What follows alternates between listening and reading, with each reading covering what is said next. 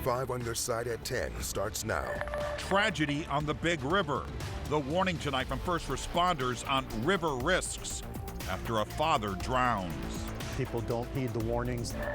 Steamy start. Warm and muggy conditions will lead to shower and thunderstorm chances for some Monday before changes arrive by Tuesday. We're tracking the rainfall trends right now. Our top story, a shootout in the Grove. There is definitely a dark veil over this weekend. The calls tonight to protect Pride celebrations.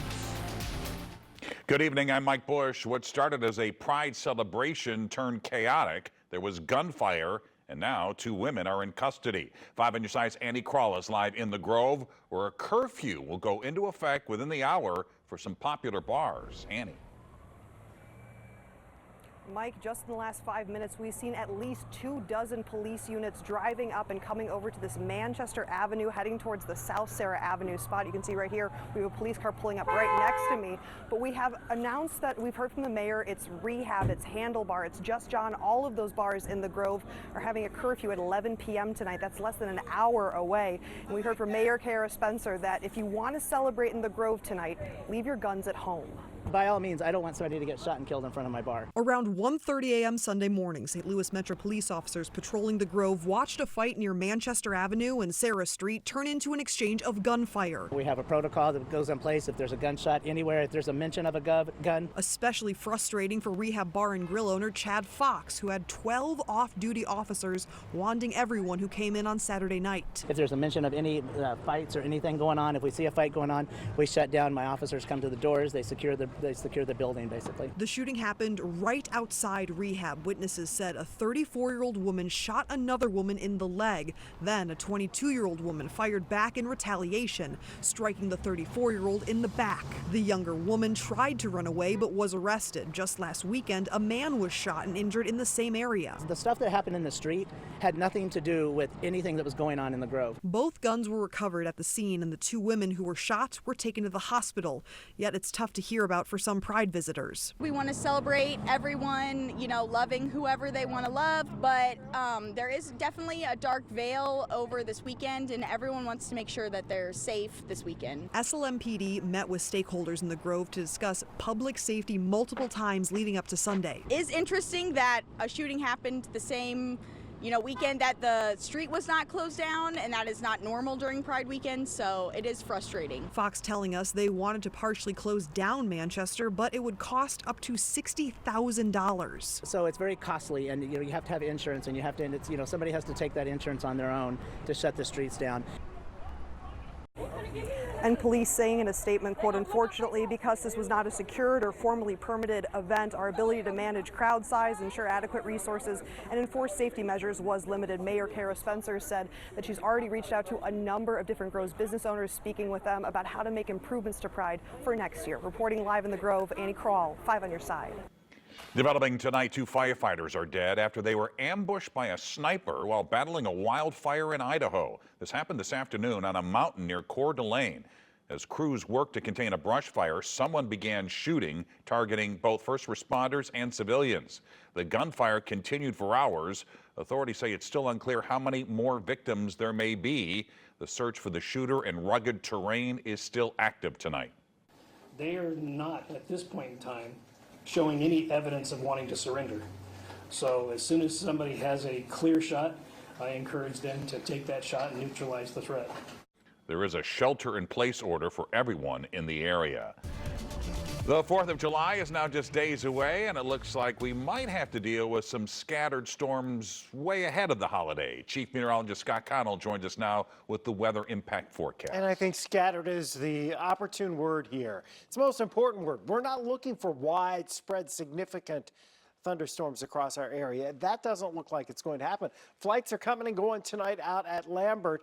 We've been watching the air traffic coming and going without much of a problem. Now, we have had some scattered showers and thunderstorms bubble up tonight. We have a little disturbance that's passing overhead now, and you see off to the east of us some of that development, but it's moving out of our area.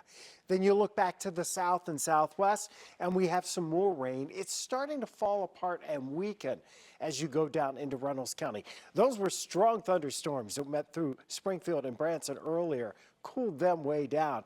We're watching the activity that's back up over North Dakota and Nebraska. Very late tonight into tomorrow, that's when it brings us a chance for some showers and storms. When and where exactly, that timing's still questionable, and how much coverage. One thing we can guarantee you, it'll get less humid for Tuesday and Wednesday. We'll see, and we'll talk about the return of the humidity on the 4th in a few minutes. Tonight, police are investigating a deadly shooting at a Hazelwood apartment complex. Police found a 27-year-old woman shot on Chalmette Drive. First responders tried to save her, but pronounced her dead at the scene. Her identity has not yet been released. We've been questioning police, but no word yet on a suspect. Anyone with information about this crime is asked to call the department at 314-838-5000. Tonight, an Overland man is dead after being pulled from the Big River in Jefferson County. It happened yesterday right near Rockford Park, a popular spot where there have been a number of drownings and water rescues in recent years. In fact, just an hour after our crews left the park today, officials were back there rescuing another man. 5 on your side's Laura Barczewski has this warning from first responders. Rockford Park used to be called Rockford Beach, but the name was changed to discourage swimming here after many drownings and near drownings over the years. People don't heed the warnings that are posted, and they don't realize that there's names attached to those warnings, that they're not random. They're based on loss of life over many years. The High Ridge Fire Protection District says the Big River in Jefferson County took another life on Saturday. Ultimately, we did find that there was a male that was seen going underwater by his children. We started a search for him, and we located him about 15 minutes after we arrived on scene. High Ridge Fire Chief John Barton says a Jefferson County Sheriff's deputy patrolling the park actually jumped in to try and help before they arrived. I tried to, form a chain with other people to try to find the individual. But then having a deputy down here that was bilingual, that was able to interview the family, get us the exact information we needed, and as soon as we got here, he was able to relay that to us. Jefferson County Sheriff Dave Marshak said in a statement, "We applaud the initiative of our deputy and offer our condolences to the victim and his family. This area of the river has proven dangerous and puts the public and first responders at risk." Barton says the 45-year-old father was transported to the hospital in extremely critical condition, but he didn't make it. People that are strong swimmers have lost their lives in this river, so please don't dismiss the warnings as that person did something wrong that you're not going to do. It can happen to anybody. And nearly 24 hours later, it almost happened again when a 29-year-old man was swimming out in the middle of the river and was pulled underwater. The current in this part of the river is really strong, and it's also deceiving. It doesn't really look like that at the location where most people get in distress. If you come to Rockford Park, don't try to swim. It's not worth the gamble that you're taking with your life. Reporting in Jefferson County, Laura Barczewski, 5 on your side. While swimming at Rockford Park is highly discouraged, first responders say anyone out on area rivers or lakes should be wearing a life vest. And if you see someone struggling in the water, call 911. Do not try to jump in after them and put yourself at risk. Tonight, the Miniature Museum of Greater St. Louis is cleaning up after a car crashed through its front window. It's the second time this month the car has hit the attraction in the Bevo neighborhood. No one was hurt. The museum closed for the remainder of the day and will reopen at a later date.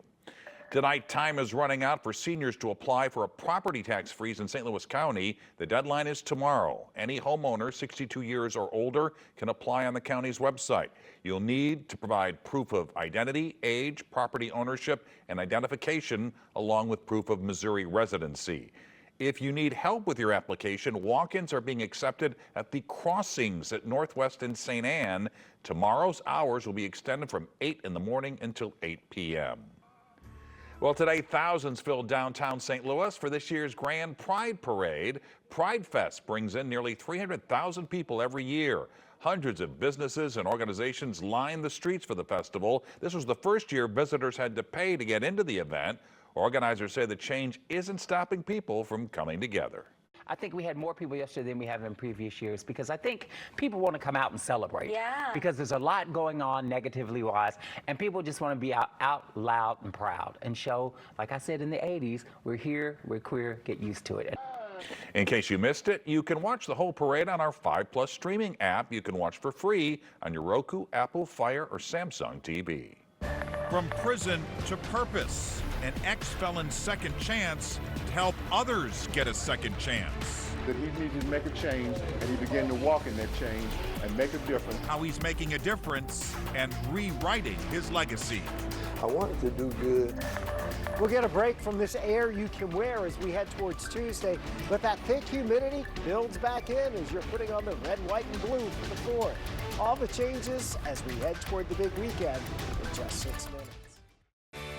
Making a Difference is sponsored by Midwest Bank Center.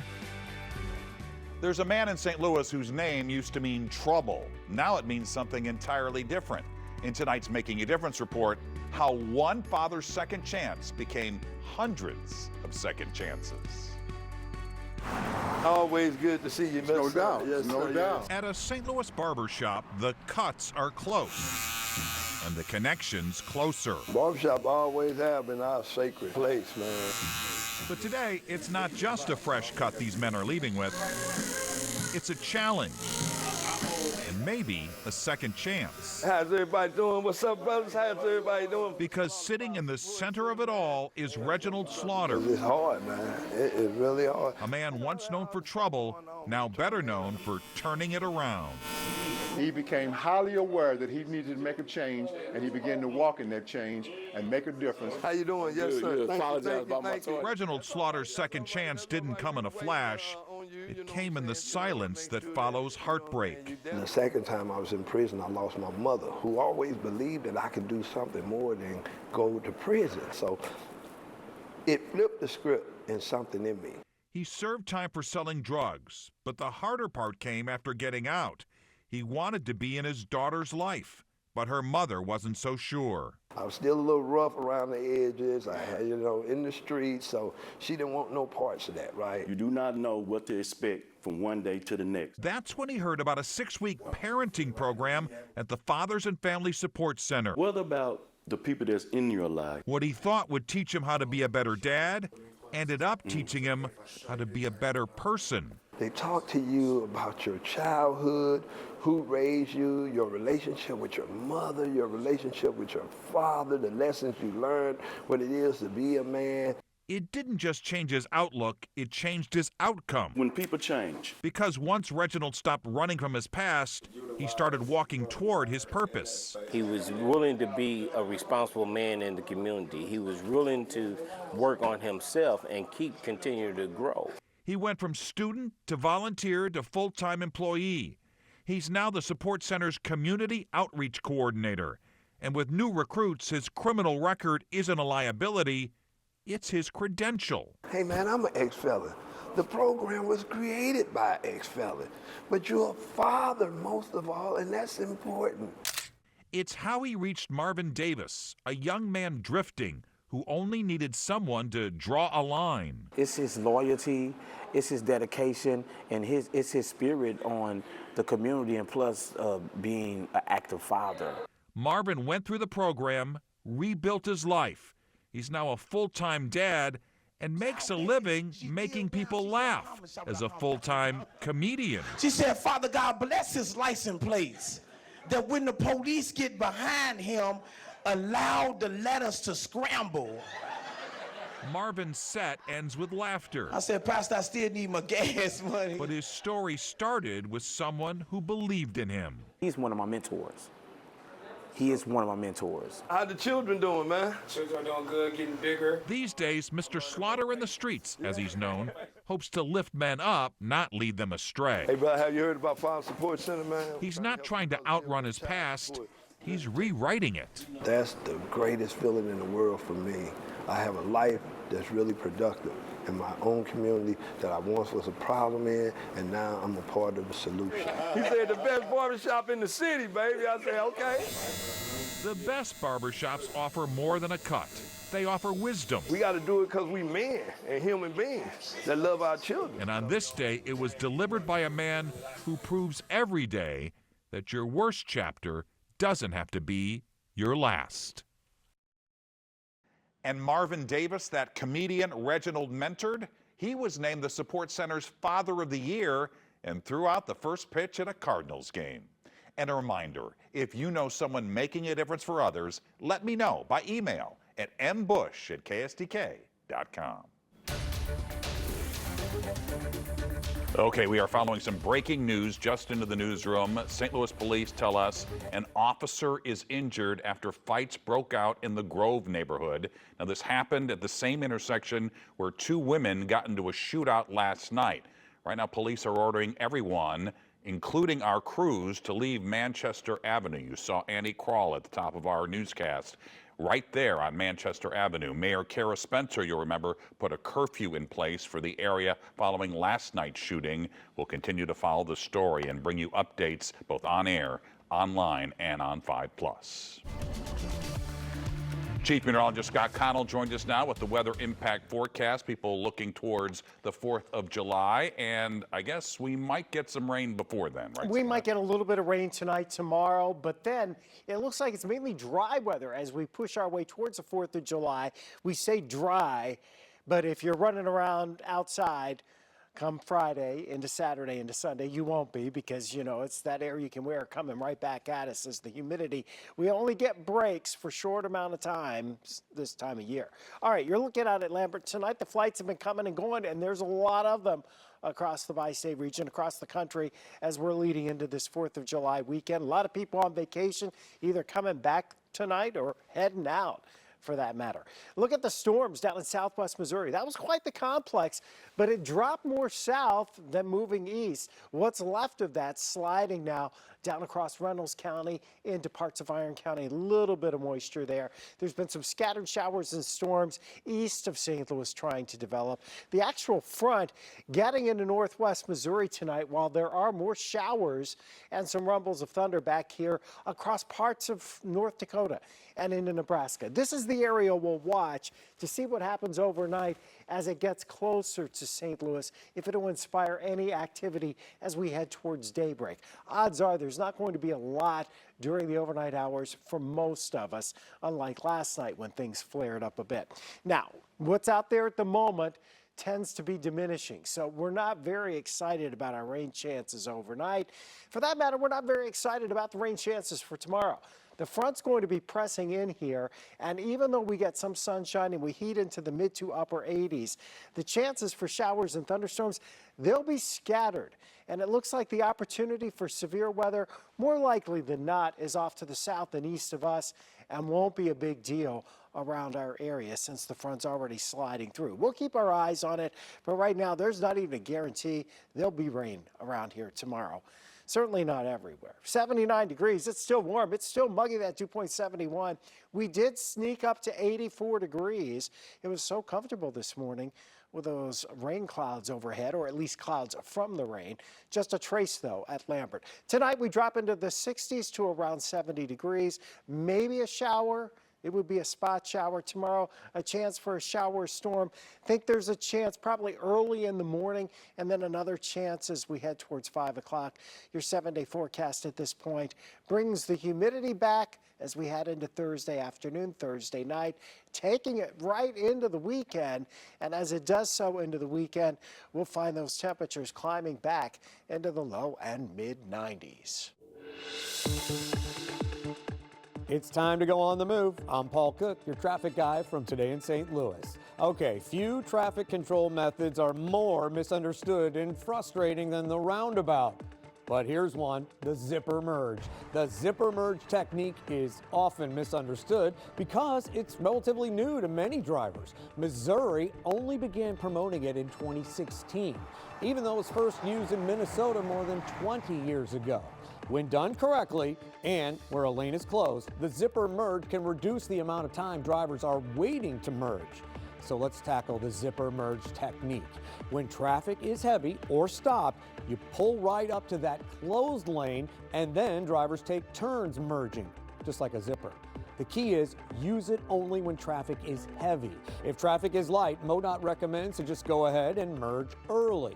Not everyone knows this works though. Some drivers may even think you're cutting, but you're not. In heavy traffic, the zipper merge is the right thing to do. Awareness is key. Help clear up the confusion and share this message with friends and family. Stay safe out there. Paul Cook, 5 on your side. A race to pass the president's big budget and tax bill leads to a Senate standstill. Reaction tonight from your leaders in Washington. Tonight, Senate Democrats are working to delay the passage of what President Trump calls the big, beautiful bill. Democrats forced clerks to read aloud all 940 pages of the massive tax and spending bill. It took them nearly 16 hours. The Senate now has 20 hours to offer changes to it before a final vote. If it passes, it will go back to the House to approve the Senate changes. The president has said he wants the bill passed by the 4th of July. Senator Eric Schmidt, the Republican from Missouri, voiced his support on social media last night, moments after the bill advanced. A lot of great conversation among colleagues to make sure that we're delivering on President Trump's promises, right? No tax on tips, no tax on overtime, making sure we don't have the biggest tax increase in the history of the country, border security, money for our military. And so we're going to move forward now. Illinois Senator Dick Durbin is criticizing the bill. The Democrat says cutting billions of dollars in Medicaid could impact nearly 100 nursing homes in Illinois. He goes on to say, quote, "I urge my Republican colleagues to oppose this disastrous bill and stand with seniors and adults with disabilities."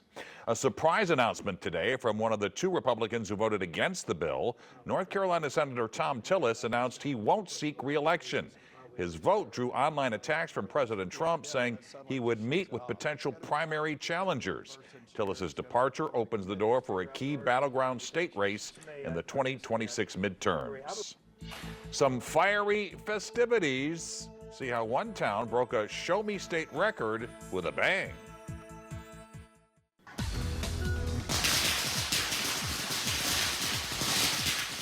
That is the sound of a Missouri state record being broken. American Legion Post 297 in Union set off 1 million firecrackers last night.